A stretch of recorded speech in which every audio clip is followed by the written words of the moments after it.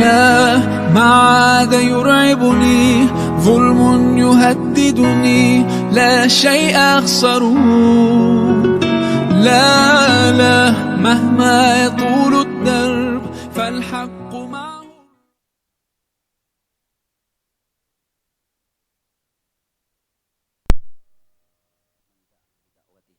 Wahtada bihadihi ila yaumiddin. Para bapak ibu dan saudara-saudara sekalian jamaah pengajian Masjid Al-Azhar rahimakumullah, kita bersyukur bahwa kita bisa menutup hari kita pada hari Ahad ini dengan beribadah kepada Allah Subhanahu wa taala. Kita tunaikan sholat maghrib dengan berjamaah, dan tentu mudah-mudahan apa yang baru saja kita lakukan tadi diterima oleh Allah Subhanahu wa taala.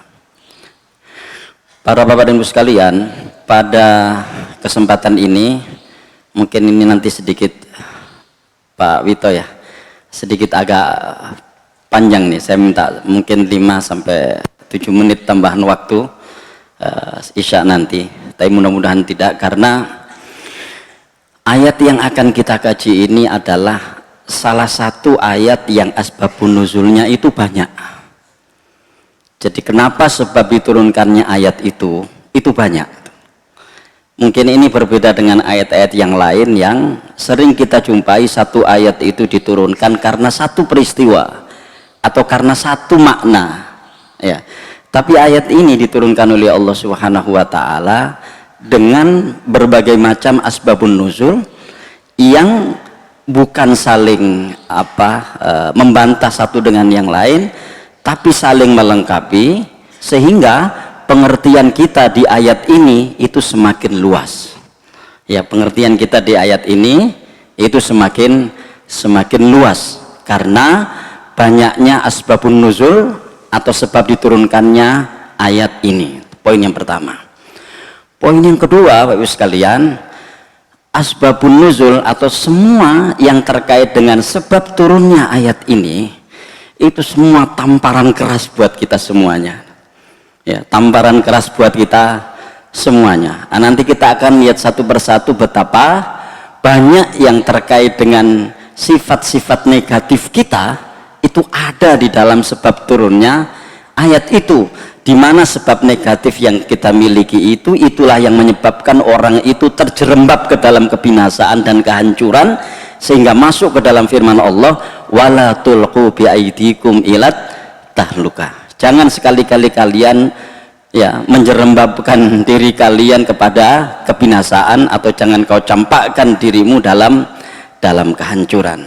Baik, kita mulai sini. Al-Baqarah 195. Allah Subhanahu wa taala berfirman, a'udzubillahi minasyaitonir rajim, wa anfiqu fi sabilillahi wa la tulqu biaidikum ilat tahlukah wa ahsinu innallaha yuhibbul muhsinin. Dan infakkanlah harta kalian di jalan Allah, dan jangan sekali-kali kamu jatuhkan dirimu ke dalam kebinasaan dengan tanganmu sendiri ya. Dan bertaubatlah, berbuat baiklah, wa ahsinu innallaha yuhibbul muhsinin, sesungguhnya Allah Subhanahu wa taala menyukai orang-orang yang berbuat baik. Nah, baiklah, mungkin langsung saja kita lihat asbabun nuzulnya, karena makna dari ayat ini sekali lagi itu ada di dalam sebab turunnya ayat tersebut. Makanya saya menggunakan istilah asbabun nuzul. Asbab itu jamaknya sabab ya. Jadi kalau sabab itu adalah karena atau sebab yang satu. Kalau asbab itu berarti sebabnya banyak. Jadi sebab-sebab diturunkannya ayat itu. Ya, mohon maaf mungkin agak panjang sedikit ya, ini karena kita harus berhadapan dengan kitab gundul gitu. Baik, saya langsung bacakan di sini. An Aslam ya, An Aslama Abi Imran, dari Aslam bin Abi Imran, qala hamal rajulun minal muhajirin nabil Konstantinia ala soffil adu. Ada seorang dari kaum muhajirin ya, ada seorang dari kaum muhajirin ikut perang di dalam perang Konstantinopel. Jadi perang Konstantinopel itu adalah perang menaklukkan ibu kota Romawi Timur. Jadi kalau kita lihat dulu sekalian, negara adidaya itu adalah salah satunya adalah Romawi dan satunya lagi Persia. Nah, Romawi itu dibagi dua, ada Romawi Timur, ada Romawi Barat. Romawi Barat ibu kotanya Roma yang sekarang menjadi ibu kota Italia, dan Romawi Timur itu Konstantinopel atau Istanbul sekarang yang ada di Turki, ya, yang ada di Turki. Dan Rasulullah SAW itu pernah bersabda bahwa latuf tahanal Konstantinia, gitu, kita akan taklukkan Konstantinopel. Tadi akan kita taklukkan Romawi Timur. Waktu itu Konstantinopel itu menjadi ibu kota dua-duanya, tapi kemudian dibagi dua, sehingga ketika Rasulullah bersabda seperti itu keseluruhan Romawi. Kita akan taklukkan Konstantinopel, maksudnya akan ditaklukkan Romawi, dan sebaik-baik tentara adalah tentaranya, sebaik-baik panglima adalah panglimanya. Jarak antara sabda Rasulullah dengan ditaklukkannya Konstantinopel itu 8 abad. 8 abad, karena Konstantinopel itu baru ditaklukkan oleh kaum muslimin pada tahun 1453 lewat seorang panglima muda yang bernama Muhammad Al-Fatih. Dia menaklukkan Konstantinopel itu pada usia 23 tahun. Jadi 23 tahun, ya. Dia putra dari Sultan Murad namanya. Waktu itu beliau menjadi khalifah di Utsmaniyah itu. Nah, di rentang waktu 800 tahun ini banyak sekali pertempuran-pertempuran kaum muslimin untuk menaklukkan Konstantinopel. Salah satu sahabat yang kemudian berangkat ke sana itu adalah Abu Ayyub Al-Ansori.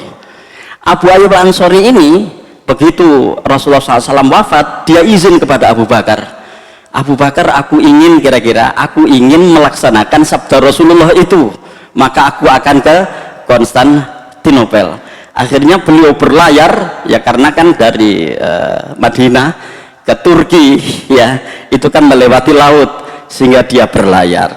Ketika dia berlayar itu dia singgah di sebuah negara yang sekarang bernama Siprus, ya. Dan Siprus itu juga dibagi dua, ada Siprus Turki dan ada Siprus Yunani. Siprus Turki itu beragama Islam, Siprus Yunani beragama Katolik. Si Abu Ayyub Al-Ansori itu di situ. Nah, ternyata qadarullah beliau wafat di situ. Ya, beliau saat sebelum beliau wafat, ya, itu dia berpesan, nanti kalau Konstantinopel itu ditaklukkan, minta tolong kuburan saya dipindahkan ke sana. Ya, dipindahkan ke sana. Akhirnya ketika 1453 Konstantinopel ditaklukkan, Muhammad Al-Fatih ingat itu. Akhirnya kuburan beliau, sahabat Ansor yang menerima kedatangan Rasulullah ketika hijrah ke Madinah, Abu Ayyub Al-Ansori, itu dipindahkan ke Istanbul. Makanya di Istanbul itu sekarang ada distrik kecamatan yang besar namanya Kecamatan Eyüp, karena di situ ada kuburannya Abu Ayyub Al-Ansori. Kira-kira secara ringkas seperti itu. Nah, dalam sebuah pertempuran di Konstantinopel itu ada seorang sahabat dari Muhajirin, ya, itu melakukan perang tunggal, tidak dengan yang lainnya, gitu. Makanya di sini dikatakan hamala rajulun minal muhajirin bil Konstantinia ala safil adu. Jadi ada seorang dari kaum Muhajirin itu sendirian melabrak pasukan musuh. Hatta kharaquhu, sampai dia berhasil untuk menerobos dan dia meninggal. Wa ma'ana Abu Ayyub Al-Ansori. Saat kami menceritakan itu, ada seorang sahabat bernama Abu Ayyub Al-Ansori, gitu ya. Faqala nas, maka orang-orang banyak mengatakan alqa biyadihi ila tahlukah. Wah, wong iku mbahayai awake dhewe, itu kira-kira. Wah, orang ini menjatuhkan dirinya ke dalam kebinasaan, nyerang ijenan, melabrak musuh, berhasil masuk ke sana dan meninggal. Ya, wah, wong iku menjatuhkan dirinya ke dalam kebinasaan. Qala Abu Ayyub mengatakan, nahnu a'lamu bihadhil ayah. Aku lebih mengerti dengan ayat ini. Innama nazalat fina, kata Abu Ayyub. Ayat ini sesungguhnya diturunkan kepada kami, kaum muslimin dari kalangan Ansor. Artinya ayat ini diturunkan kepada kaum Ansor. Nah, apa intinya? sahibna Rasulullah sallallahu alaihi wasallam wa syahidna ma'ahul masyahida wa nasarnahu. Ya, kami menemani Rasulullah sallallahu alaihi wasallam, ya, mengikuti beliau dalam berbagai macam pertempuran, dan kami membela beliau. Itu. Falamma fashal Islam wa dhahara, ketika Islam ini sudah terkenal dan kemudian menjadi agama mayoritas, istama'na ma'syaral ansor najian, kita kaum Ansor mengadakan reuni. Nah, kira-kira begitu. Jadi ketika berhasil sudah Madinah ini ditaklukkan oleh kaum muslimin lewat Fathu Makkah, kami kalangan Ansor ini reuni, gitu, reuni atas keberhasilan. Fakulna, maka kami mengatakan, jadi Abu Ayyub mengatakan begini, qad akramanallahu bi suhbati nabiyhi sallallahu alaihi wasallam wa nasarahu. Ya, jadi sungguh Allah subhanahu wa ta'ala telah memuliakan kami dengan menjadi sahabat Rasulullah SAW dan kemudian membelanya. Hatta fashal Islam wa kathuru ahluhu, sehingga Islam ini menjadi terkenal dan pengikutnya menjadi mayoritas. Wa kunna qad atharna 'alal ahlin wal amwal wal aulad, kami waktu itu lebih mendahulukan untuk membela Rasulullah dalam pertempuran daripada kami membela keluarga kami, harta kekayaan kami, dan anak-anak kami. Waqad wadha'al harbu auzaroha, dan kini perang telah selesai, gitu. Jadi dulu kami bertempur bersama Rasulullah, kami mementingkan jihad, mementingkan perjuangan dibanding anak-anak kami, dibanding harta kekayaan kami, dan dibanding keluarga kami. Fanarji'u ila ahlina, setelah perang selesai, ya kami kembali ke anak-anak kami. Itu kira-kira, kami kembali ke anak-anak kami kembali keluarga kami kembali mengurus harta kekayaan kami. Fanazala fina, saat itulah turun ayat wa anfiqu fi sabilillah wa la tulqu bi aidikum ilat tahlukah. Ya, dan berinfakkanlah di jalan Allah dan jangan kamu menjatuhkan dirimu ke dalam kebinasaan. Sehingga ini kata Abu Ayyub Al-Ansori ini, sahabat Rasulullah, fakanat tahluka, maka yang disebut kebinasaan itu adalah fil iqamati fil ahli wal mal wa talqil jihad. Yang dimaksud kebinasaan itu adalah sibuk mengurus harta dan keluarga dan meninggalkan perjuangan. Lihat Bapak sekalian, ini kan tamparan keras buat kita, karena seringkali kita lebih mendahulukan anak-anak kita, mendahulukan keluarga kita, mendahulukan harga kekayaan kita dibanding perjuangan. Nah, ini terjadi dulu. Itu pun ketika mereka meninggalkan jihad, meninggalkan perjuangan, itu setelah perjuangan ini beres waktu itu. Itu saja kena semprot dari Allah Subhanahu wa ta'ala dengan ayat ini, di mana orang-orang yang sibuk mengurus anaknya, sibuk mengurus hartanya, sibuk mengurus keluarganya daripada jihad fisabilillah, itulah orang yang menjatuhkan dirinya ke dalam kebinasaan. Saya terus terang ketika pertama kali membaca sebab nuzul ayat ini tuh ya agak lama merenung gitu. Rupanya ndewek iki gak wong apik saja nih. Dalam perjuangan kita ini belum baik. Betapa perjuangan sering kita remehkan. Ya, salah pun sampai mau gak melok pengajian, lampas mau gak melok nguringet. Wah, aku sibuk kena masalah ekonomi, aku sibuk kena semua orang mesti punya masalah itu. Nggak ada yang tidak punya masalah itu. Coba kalau kita tanya satu persatu sekarang ini, ada orang yang ekonomi gue beres? Nggak ada. Karena itu akan terus menjadi masalah. Karena apa? Karena hidup itu sendiri adalah sebuah masalah, ya kan? Hidup itu sendiri adalah sebuah masalah. Nah, tinggal kita ingin mendahulukan untuk menyelesaikan masalah yang mana? Masalah perjuangan dan urusan kita dengan Allah Subhanahu wa ta'ala, ataukah masalah-masalah domestik kita, masalah mengurus anak, mengurus harta, dan seterusnya. Lihat bagus sekalian, ya, si Abu Ayyub Al-Ansori itu, fakanatit tahluka fil iqamati fil alhi wal mali wa tarkil jihad.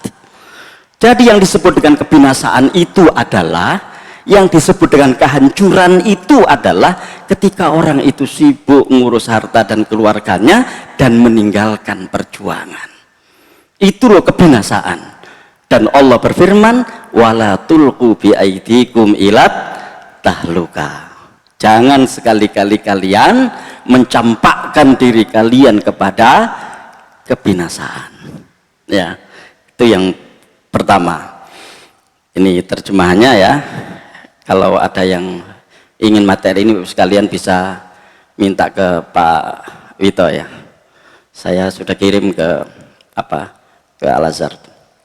Yang kedua, ini Ibnu Abbas ya. Wa anfiqu fi sabilillah wa la tulqu bi aidikum ila tahlukah laisa dzalika fil qital.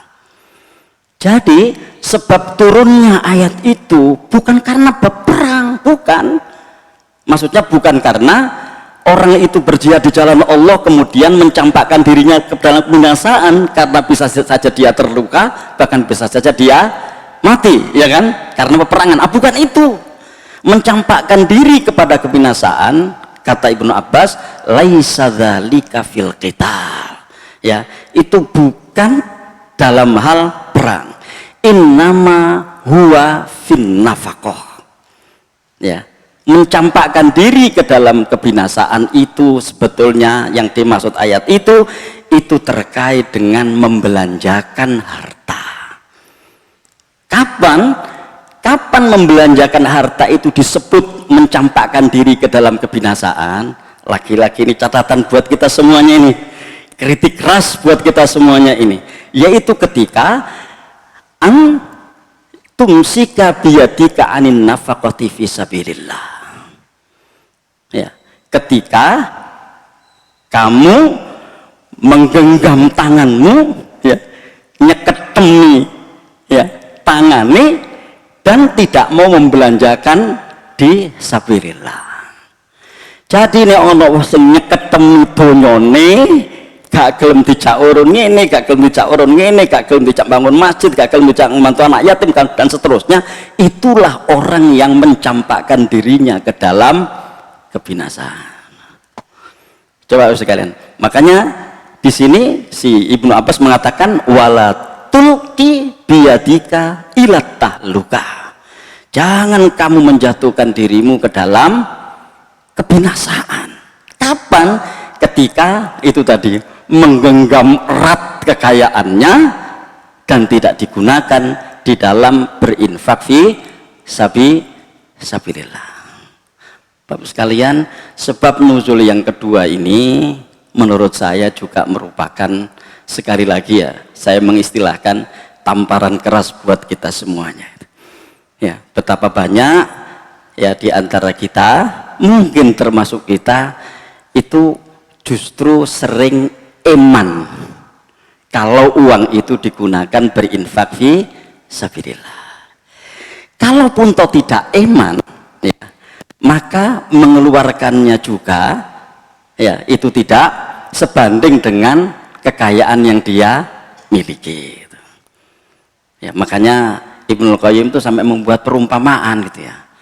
Ketika ada orang miskin berinfak 1 juta misalnya, ketika ada orang berinfak 1 juta sementara penghasilannya dalam sebulan itu 10 juta misalnya, kan berarti 1/10 ya, itu jauh lebih tinggi nilainya di sisi Allah Subhanahu wa Ta'ala daripada orang yang berinfak 1 miliar sementara kekayaannya 1 triliun.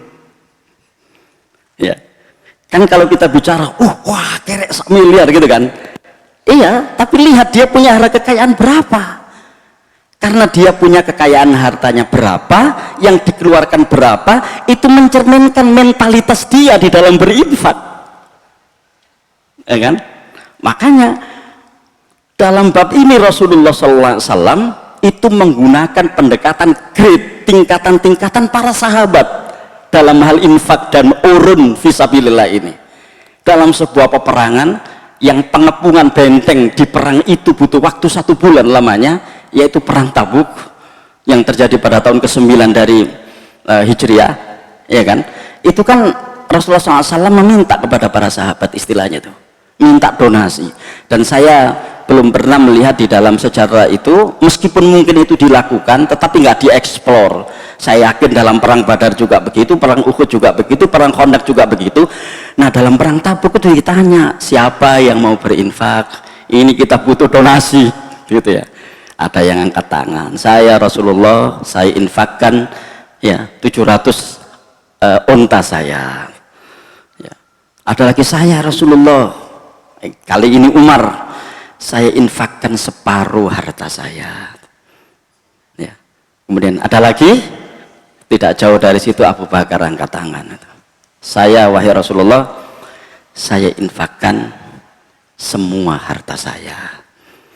Lihat bagaimana di kalangan para sahabat sendiri itu ada grade, ada tingkatan-tingkatan mereka di dalam berinfak.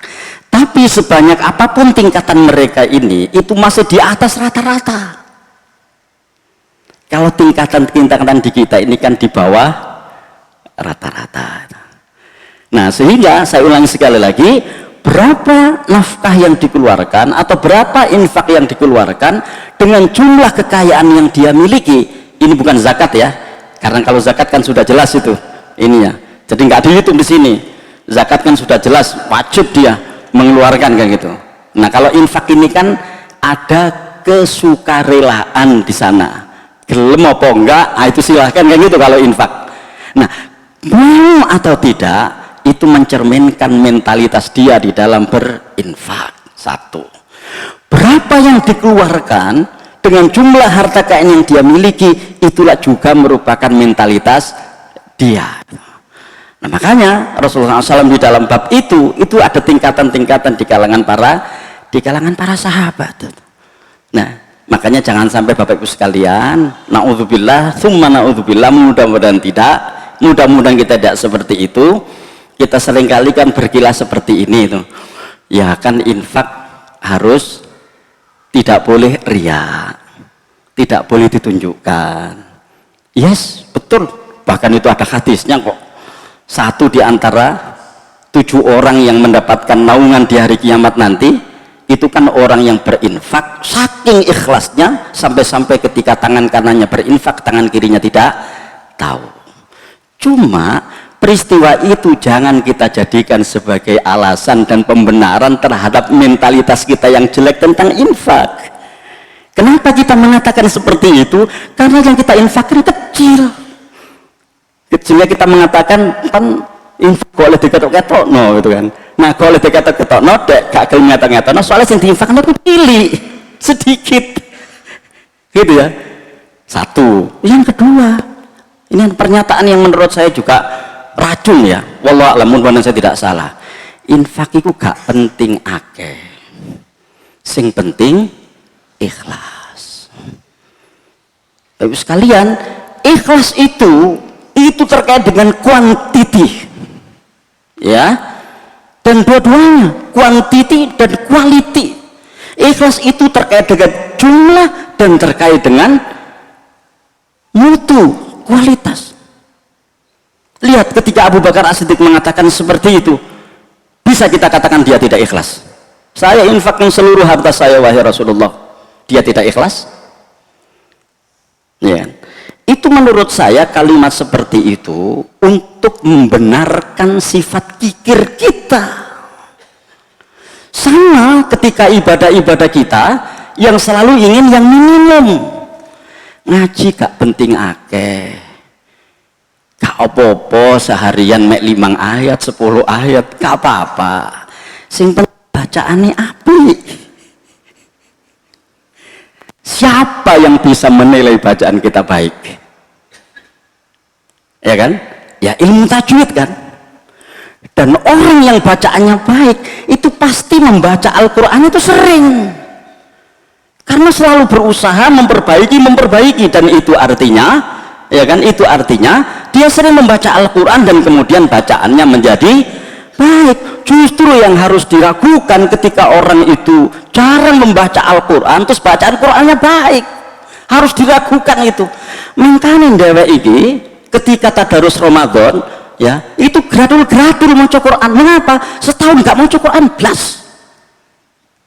Kita kritisi diri kita masing-masing semuanya ya, karena kita sing seperti itu. Wis gradul-gradul ngono dilebokno speaker. Ya kan? Dimasukkan speaker. Ya. Saya kemarin waktu di Rumah Sakit Muhammadiyah itu karena ada kajian tiap Senin ya. Itu saya menjelaskan imamatus sholat, jadi mengimami sholat.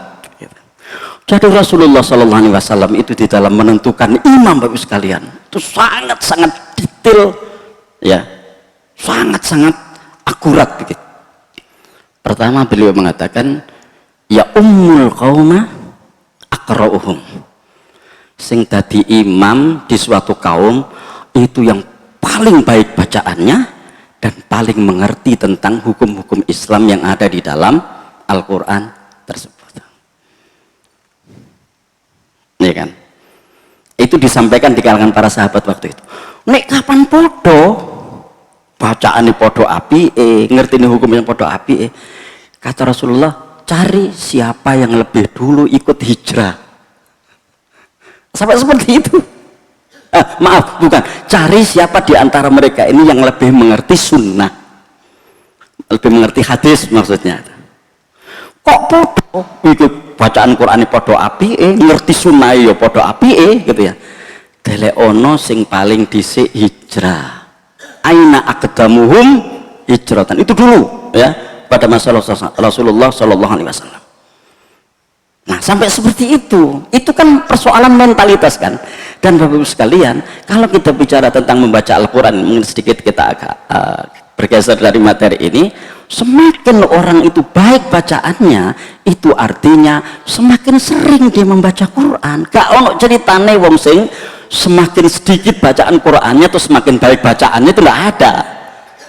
Makanya kalau ada orang mengatakan gak penting ake-ake maca Quran itu, sementing ikhlas ya, sing penting bacaannya api. Saya kok sangat-sangat meyakini justru itu bacaan dia sedang tidak bagus dan kemudian dia mengatakan seperti itu. Sama infak juga begitu. Nah, di sini kalau kita lihat betapa orang yang menggenggam harta kekayaannya tidak mau berinfak fisabilillah, ya kan? Itulah orang yang menjatuhkan dirinya ke dalam kebinasaan. Ya. Makanya ini saya katakan dari awal, ini kritik keras buat kita semuanya ini. Ya, soalnya di kalangan kita, naudzubillah, mudah-mudahan tidak ya, di kalangan kita kaum muslimin ini, ya, sing nyeketem karo sing ini tangannya ini itu akan lebih banyak yang begini. Ya, lebih banyak yang begini. Itu. Itu yang kedua. Yang ketiga, Ibu sekalian, masih agak sama ya dengan yang pertama tadi. Yang kedua tadi itu. Ini dari seorang dari Dhahak bin Abi Jabil. Dhahak ini seorang tabi'in.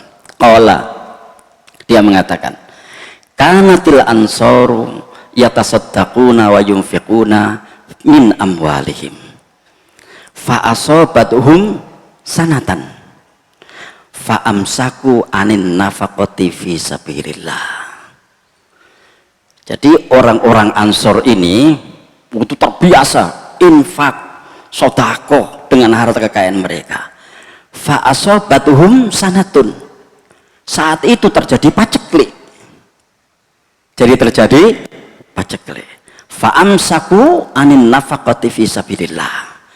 Mereka kemudian ya sekalian tidak lagi, atau dia memegang erat harta kekayaannya dan tidak lagi berinfak fi sabilillah. Jadi di kalangan mereka ini pernah terjadi masa paceklik itu kira-kira. Nah, saat masa paceklik itulah ya dia menggenggam tangannya, maksudnya tidak mau berinfak fi sabilillah sebagaimana biasanya. Bapak sekalian, ini sebetulnya adalah sifat yang pada dasarnya manusiawi. Ketika kita mengalami kekurangan, ya kan, hitungan-hitungan kita terhadap harta kekayaan yang kita miliki itu kan harus lebih bagus itu. Jangan sampai dikeluarkan untuk yang tidak perlu, kan gitu kan? Misalnya mohon maaf ini, ya, karena kita juga mengalami seperti itu sama. Misalnya ketika kita menjadi seorang ASN misalnya, dengan gaji yang rutin tiap bulan kita dapatkan. Ya samalah anggota DPRD atau anggota DPR, tiap bulan kita dapat dan seterusnya, ya kan. Tiba-tiba kemudian pensiun, tiba-tiba kemudian nggak jadi lagi, ya kan. Itu kan sangat manusiawi. Kemudian kita hitung penghasilan kita ini, ya nggak bisa seperti dulu yang dengan gampang membelanjakan. Makanya kita hitung ini untuk keperluan ini dan seterusnya. Oke, itu manusiawi. Tetapi bagus sekalian, yang menjadi tidak manusiawi dan kemudian menjadi tidak islami adalah ketika dalam kondisi seperti itu orang menghentikan kegiatannya dalam berinfak fisabilillah. Itu sebetulnya, ya. Jadi menghentikan kegiatannya di dalam berinfak fisabilillah. Nah ini fa'amsaku anin nafaqati fisabilillah. Kemudian ketika musim paceklik itu, ya, ketika musim paceklik mereka tidak lagi berinfak fi sabilillah. Turunlah ayat wala tulqu bi aidikum ilat tahlukah. Jangan sekali-kali kalian mencampakkan diri kalian kepada kebinasaan. Artinya sekalian, ya kan, artinya ketika orang itu masa paceklik, ketika orang itu masa kekurangan, itu tidak menginfakkan hartanya fi sabilillah, itu saja disebut sebagai orang yang menjatuhkan dirinya ke dalam kebinasaan. Apalagi kira-kira begitu kan, orang yang memiliki kelebihan harta dan kemudian tidak menginfakkan fi sabilillah, berarti kan melebihi menjatuhkan diri ke dalam kebinasaan itu, ya. Nah ini juga lagi-lagi saya katakan tamparan keras buat kita semuanya. Ojo maneh paceklik duwe iku lho kadang-kadang gak gelem. Masalah kita kan di situ kan. Dan itu kita bisa ukur kemarin misalnya ketika ya kurban misalnya, ya. Ketika kurban misalnya itu. Ya, berapa sih harga kambing misalnya dibanding penghasilan kita dalam sebulan? Kan banyak, ya. Nggak terlalu sulit misalnya orang itu untuk mau kurban kambing, atau ikut di dalam musyarakah kurban sapi yang nilainya ya hampir-hampir sama lah, bahkan mungkin lebih murah, ya, ketika bermusyarakah dengan 7 orang kan dibanding 1 ekor kambing itu kalau di Lamongan, ya. Dan di mana-mana juga begitu. Kambing itu baru kelihatan itu kan di angka 3,5 sampai 4 juta baru kelihatan jenggernya sebagai kambing yang besar dan layak untuk dijadikan kurban kan gitu kan. Tapi kalau untuk sapi, ya itu kan tidak tahu berapa kemarin, 2,7 sampai 3,5 kalau saya per orang, ya. Ya, 2,7 ya per orang, atau 3 juta lah per orang.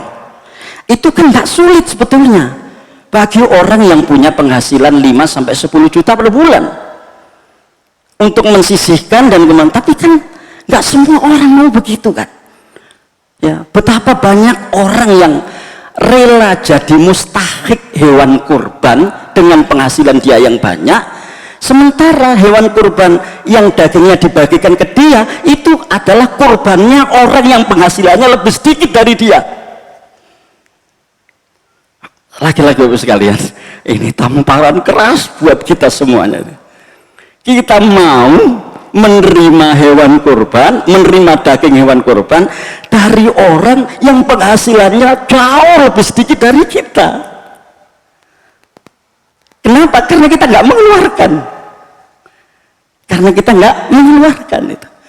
Jadi sebetulnya babnya bukan begini. Gak kurban tan sampean, oh sakit sing kurban. Ya. Aku gak kurban, gak mengurangi nilainya orang yang berkurban. Kan bukan itu persoalannya. Nah, agak sama dengan, agak mirip dengan ini Bapak sekalian. Ya, di saat enak gitu ya mereka berinfak semuanya orang-orang Ansor, di saat tidak enak, ya dia perhitungan lah kira-kira begitu. Ya kira-kira begitu. Akhirnya mereka menghentikan kegiatannya dalam infak fi sabilillah. Turun ayat ini. Wala tulqu bi aidikum ilat tahluka. Ya. Makanya di saat kondisi paceklik tidak berinfak, kira-kira begitu ya. Ini kesimpulan saya, mudah-mudahan tidak salah. Di saat kondisi paceklik tidak berinfak, itu saja disebut mencampakkan diri ke dalam kebinasaan. maka bagaimana lagi dengan orang yang tidak dalam kondisi paceklik dan kemudian tidak berinfak, ya, tidak berinfak. Nah sekalian, saya, kalau mungkin Bapak Ibu masih ingat, di 5 atau 6 tahun yang lalu pertama kita mengadakan pengajian ini, saya sampaikan pengajian itu salah satu fungsinya adalah membongkar ketidakberesan yang ada dalam diri kita itu. Ya, membongkar ketidakberesan yang ada dalam diri kita. Dan orang yang tidak mau dibongkar keburukannya oleh ayat-ayat Allah itu hanya satu, orang munafik. Makanya orang munafik itu ketika mendengarkan ayat-ayat Allah Subhanahu wa taala itu mereka berteriak, apa ini, apa ini, kurang ajar, menyindir saya ini, nyindir saya ini, kan gitu kan. Ya, lagi-lagi ini kritik buat kita semuanya, ya, kritik buat kita semuanya. Jadi pengajian itu bukan untuk menu pikiran kita lewat ilmu yang kita dapatkan, tapi pengajian itu adalah untuk menu hati nurani kita, untuk, ya, mencegah berbagai macam perbuatan buruk yang kita lakukan. Ya, itu yang ketiga. Yang keempat, ini seorang yang bernama Hasan Al-Basri, ini seorang tabi'in senior istilahnya begitu. Ya, dia itu ngaji langsung istilahnya kepada seorang sahabat yang bernama Abu Hurairah, itu Hasan Al-Basri. Dia mengatakan, wala tulqu biaidikum ila tahlukah, dan janganlah kalian menjatuhkan diri kalian ke dalam kebinasaan. Qala huwal bukhlu. Jadi menjatuhkan diri ke dalam kebinasaan itu maksudnya kikir. Jadi Bapak sekalian, gak ono enake wong nyengit, gak ada enaknya. Di sini sebut orang kikir itu adalah orang yang menjatuhkan dirinya ke dalam kebinasaan. Mengapa? Dari tinjauan fisik sekalian, ini kita tanya pada, jadi kemudian di Rumah Sakit Muhammadiyah, ya, itu kan semua dokter terkait dengan persoalan jiwa manusia itu sudah ada spesialisnya semuanya itu, ya.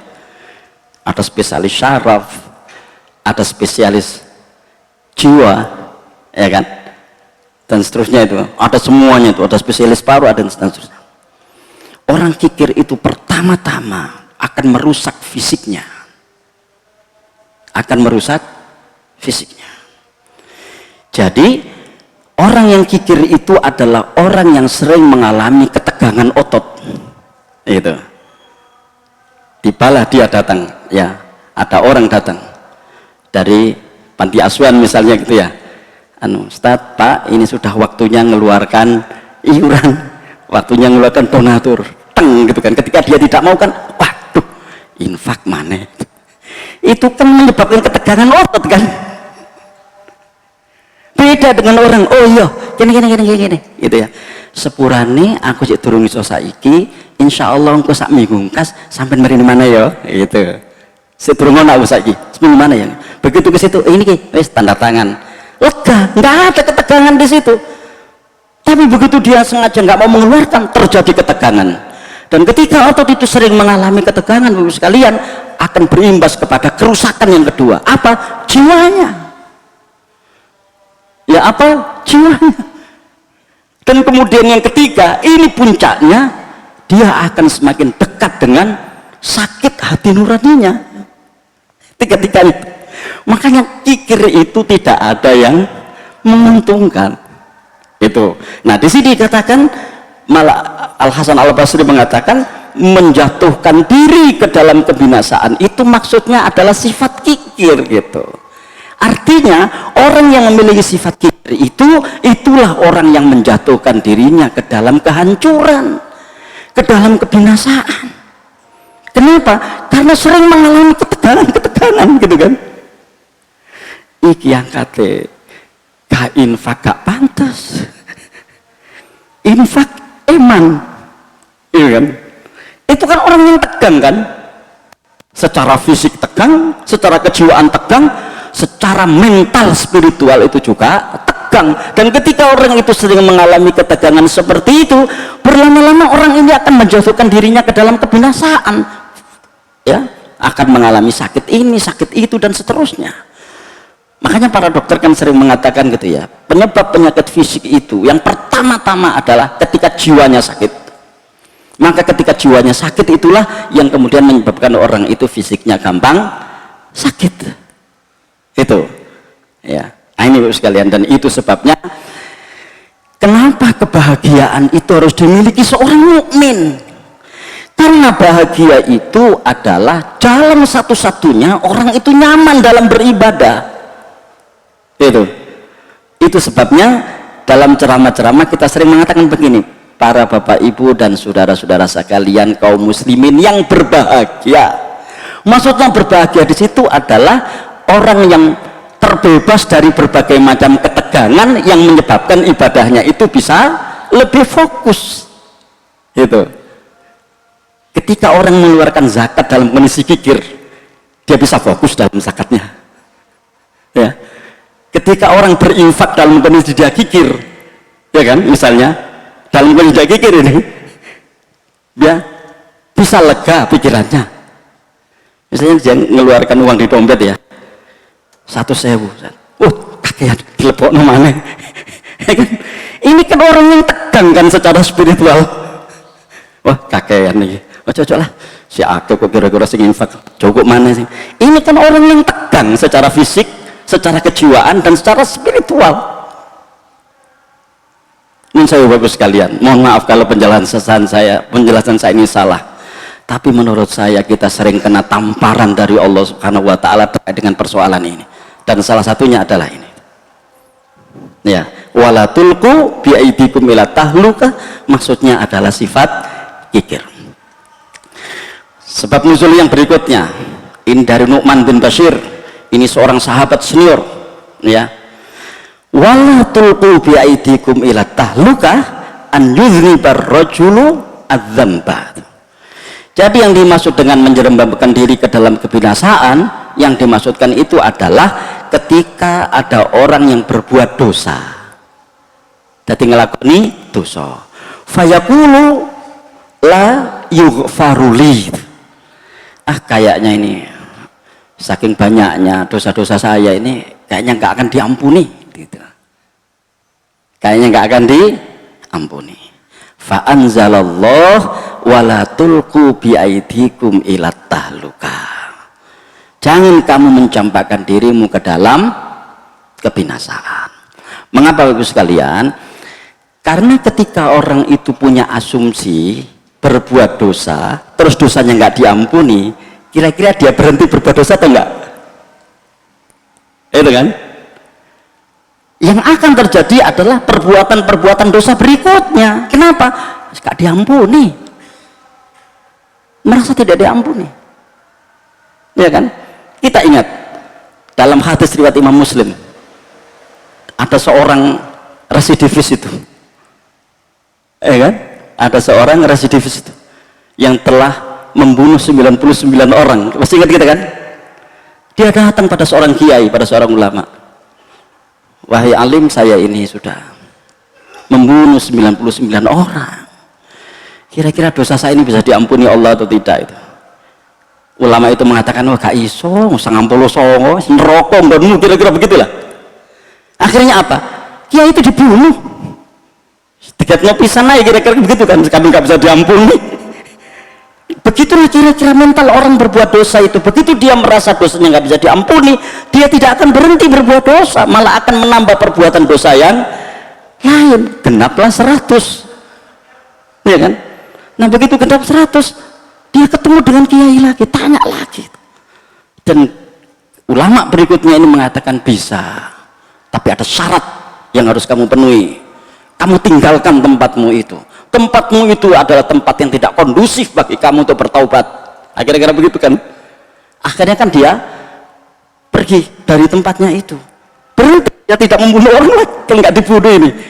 Ketika dia mengatakan bisa diampuni, Allah Maha Pemampun, sebanyak apapun dosa ketika masih di dunia bisa diampuni ketika orang itu mau bertaubat. Jangankan dosa-dosa yang dosa syirik pun bisa diampuni di dunia ketika orang itu bertaubat. Yang tidak diampuni itu kan ketika menghadap Allah Subhanahu wa taala di akhirat nanti dan membawa dosa syirik kan begitu kan. Begitu di dunia bisa diampuni dengan syarat bertaubat. bertaubat kepada Allah Subhanahu wa taala. Ya, dan setelah itu dia pergi dari kampungnya itu. Nah, Bapak sekalian, mengasumsikan perbuatan dosanya nggak bisa diampuni oleh Allah Subhanahu wa taala, ya kan? Itulah orang yang disebut dengan orang mencampakkan dirinya ke dalam kebinasaan. Ya, mencampakkan dirinya ke dalam kebinasaan. Nah, berikutnya ini, ya, ini yang terakhir, ya. Jadi, kapan disebut dengan walatul qubiaidikum ilat tahlukah? Dari Quradi qala kanal qaumu fi sabilillah. Ini bahkan Bapak sekalian, ini lebih apa ya? Lebih samar begitu, ya. Lebih samar maknanya di sini. Kanal qaum fi sabilillah. Jadi adalah satu kaum yang berjihad di jalan Allah. Fayatazawwadur rajulu. Maka ya, ada seseorang yang punya bekal banyak. Fakana afdhalu zadan minal akhar. Jadi ada orang yang berbekal dan bekalnya banyak. Anfaqal ba'isa min zadihi. Dia kemudian menginfakkan seluruh hartanya itu kepada orang yang membutuhkan, pejuang lain yang membutuhkan. Hatta la yabqa min zati syai'un, sehingga tidak ada lagi yang tersisa dari apa yang dia miliki. Ahabba an yuwasi sahibahu, ya, sehingga karena dia tidak punya apa-apa lagi yang dia miliki, padahal dia masih kepingin membantu yang lainnya. Jadi bekal yang dimiliki ini entek digunakno membantu wong liya, ya, sementara saat itu dia tidak punya kesempatan lagi untuk bisa membantu yang lain. Kenapa? Karena hartanya sudah habis digunakan membantu orang yang pertama. Ini dalam kasus perang. Fa'anzalallah wa anfiqu fi sabilillah wa la tulqu bi'aidikum ilat tahluka. Jadi kekurang merataan berinfak itu luar biasa ya di sini ya. Itu sudah disebut dengan orang yang menjatuhkan dirinya ke dalam kebinasaan. Mesti ngono gak kabeh-kabeh kon kekno iku, gitu loh, kira-kira seperti itu. Ya. Enggak, ini dalam kasus perang ya. Dalam kasus peperangan ini. Karena begitu dia tidak bisa membantu yang lain, maka orang itu kan jelas akan minimal kemampuannya dalam perang itu. Yang intinya adalah bahwa orang ini di dalam berinfak itu tidak boleh terlalu foya-foya gitu kitanya. Sebagaimana firman Allah itu, walladzina anfaqu lam yusrifu wa lam yaqturu wa kana baina dzalika qawama. Yang disebut orang yang baik, ibadur rahman, itu adalah walladzina idza anfaqu, ketika mereka berinfak, lam yusrifu, tidak berlebih-lebihan, wa lam yaqturu, dan tidak kikir, wa kana baina dzalika qawama, tapi mereka itu berada di antaranya. Jadi gak ake-akean tapi gak didik-didikan, sedang begitu ya. Nah kalau kita kan didik-didikan kan ya, gak pernah kan ake-akean tuh ya. Ini lagi-lagi saya ulang kalimat kan ini Bapak sekalian, kita sering mendapatkan tamparan keras dari Allah Subhanahu wa taala, salah satunya lewat ayat ini. Assalamualaikum warahmatullahi wabarakatuh.